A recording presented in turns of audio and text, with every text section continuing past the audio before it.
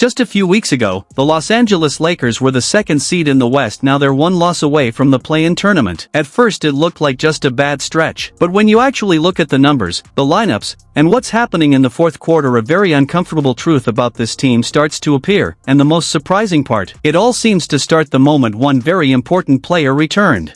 Just play the three. Don't care about a two. Smart fires it over the top, finds Reeves, sets his feet, can't get it! That was a great out-of-bounds play, I'll tell you that. Suns win!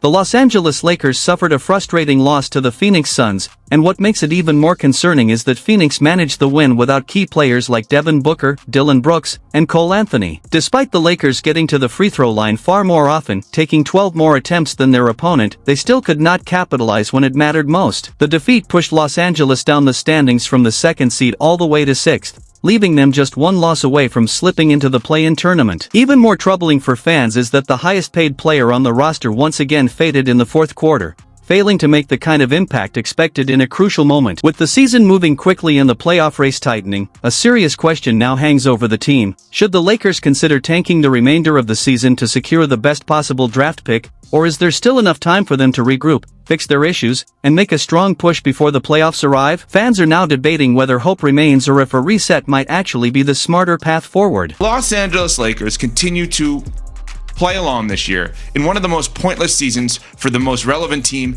in the sport. There's no point to this season. There's none.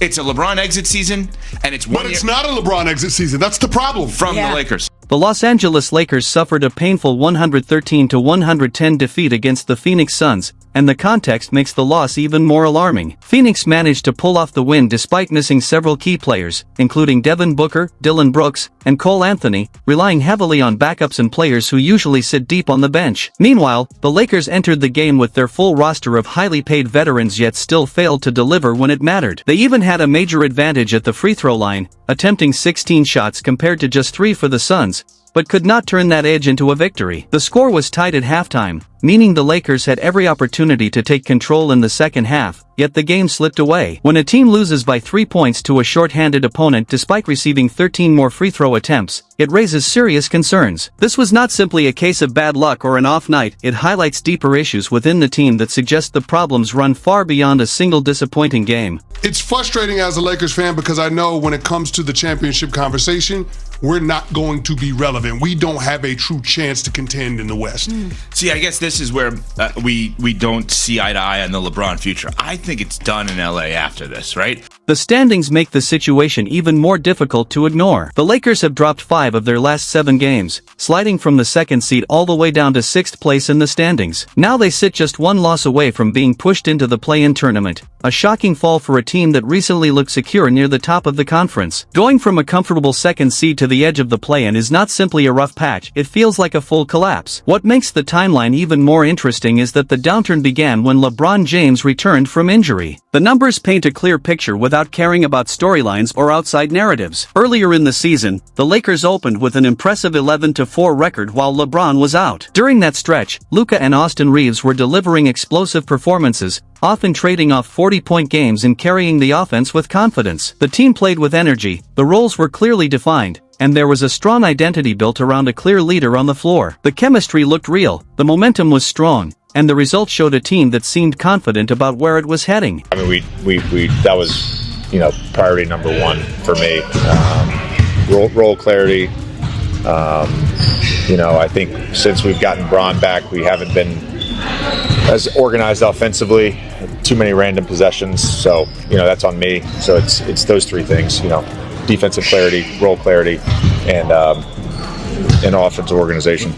Since his return, the LeBron James-led Los Angeles Lakers hold a 23-16 record. On paper, that still counts as winning basketball, but the real concern is the direction the team is heading. Momentum that once pushed the Lakers forward has clearly shifted the other way. Before LeBron came back, the group had found a rhythm and was playing with confidence, yet since his return the same team appears unsettled and struggling to maintain that form. The numbers themselves are straightforward, and they hint at a conclusion many observers quietly recognize, even if some corners of the mainstream sports media, especially those closely tied to Clutch Sports Group, seem reluctant to openly acknowledge it. This happened the entire night. This is an indication of the flawed Lakers roster. And if you say to me, well then why did they build this team? Well, they built this team because they thought Luka, LeBron, and Austin Reeves would be just so killer on offense that you wouldn't have these situations. And they just ain't. The numbers surrounding LeBron James and the Los Angeles Lakers tell a story that is difficult to ignore. This is not about disrespect or criticism, it is simply what the data reflects. Throughout the season, lineup statistics have revealed a consistent pattern. When Luka Doncic and Austin Reeves share the court without LeBron, the Lakers perform like one of the most effective units in the league. However, when all three players are on the floor together, that advantage disappears and the team's rhythm noticeably suffers. Analyst Brian Windhorst even highlighted the gap, noting a massive 20-point difference per 100 possessions between those two lineup combinations. A swing that large is not random variation, it signals a real issue that cannot simply be brushed aside. The loss to the Phoenix Suns made the situation especially clear in the closing minutes. In a tight finish, head coach J.J. Redick chose to place LeBron at center, a move that raised serious questions. Relying on a 41-year-old guard to handle the 5 position late in a game, especially against a team missing key players, suggests the coaching strategy may be shaped by pressures that extend beyond normal basketball decisions.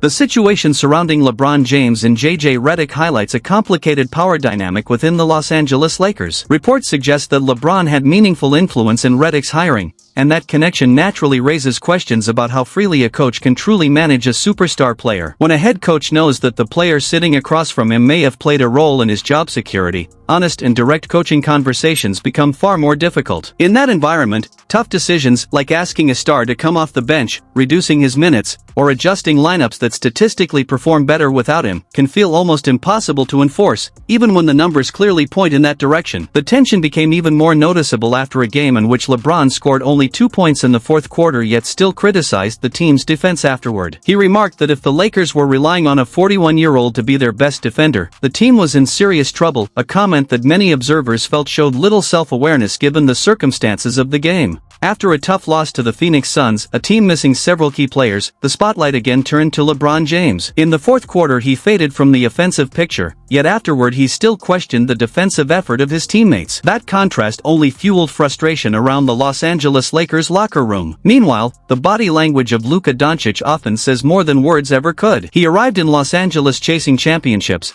but the atmosphere now looks less like a focused title run and more like a constant spotlight on someone else's legacy. The irritation shows up in quiet moments, during stalled offensive possessions, in post-game reactions, and in plays where spacing and lineup choices seem driven by factors unrelated to winning basketball. Luka has spoken openly in the past about wanting a roster built to compete for rings, even saying that players who still need development should be in the G League rather than learning during critical NBA moments. Yet despite those blunt comments, he continues sharing the floor with the very situation many believe he was hinting at, because the underlying issues have never truly been resolved. When problems are obvious to everyone but remain untouched, the tension only grows, and that is exactly how a toxic environment begins to take shape. Turning to DeAndre Ayton, his performance against the Phoenix Suns, the very team that drafted him first overall and built a system around him, is a glaring example of the Lakers' struggles. In 11 minutes on the court, he recorded 0 points and just 1 rebound. For a player with his pedigree and familiarity with the Suns system, that stat line is shocking. At some point,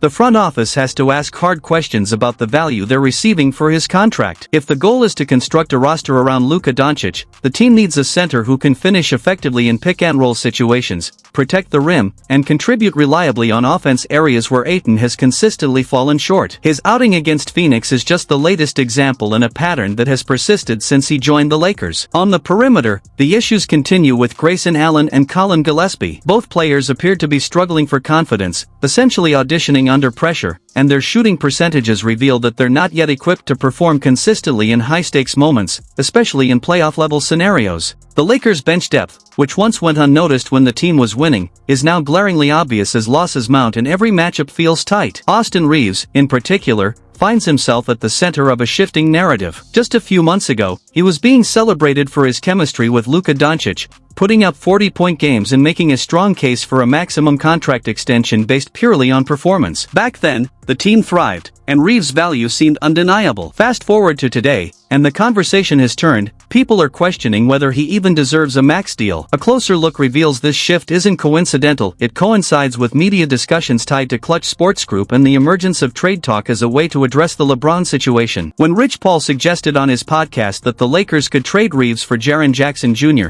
it wasn't just casual speculation, it was a strategic move with clear implications for the team's future. The Los Angeles Lakers' struggles aren't just about individual performance. Austin Reeves' form is solid, but roster construction, lack of defensive support, and toxic team dynamics are dragging the team down. With the play-in looming, unresolved structural flaws, LeBron James' outsized influence, and poor offseason moves have left the Lakers in crisis.